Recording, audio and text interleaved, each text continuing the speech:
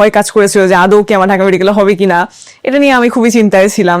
এজন্য আমি যখন দেখি যে আমার রেজাল্টে আমি 91 পেয়ে সেকেন্ড হয়েছি, তখন তো আমি বেশ অ্যাস্টাউন্ড যে মানে কি হলো হঠাৎ করে এরকম।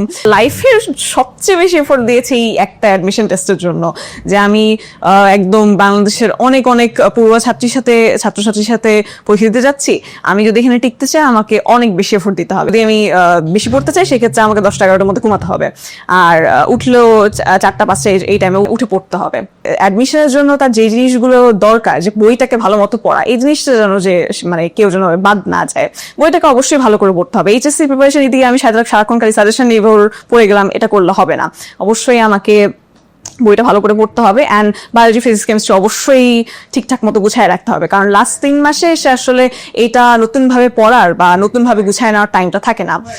আর পরীক্ষাগুলো দেওয়ার পর হতাশ হচ্ছি আই থিঙ্ক, মানে নিজের কোন জায়গাগুলো আমি পাচ্ছি না, কোন কোয়েশ্চেনগুলো আমি পাচ্ছি না, এই জিনিসটা দেখাটা ভালো। অবশ্যই ডেইলি পরীক্ষা দিতে হবে। যেই কোচিং সেন্টারে আমি থাকি না কেন, আমাকে অবশ্যই প্রতিদিন পরীক্ষার মধ্যে থাকতে হবে, কারণ প্রতিদিন পরীক্ষার মধ্যে থাকলে পড়াশোনার হ্যাবিটটা থাকবে।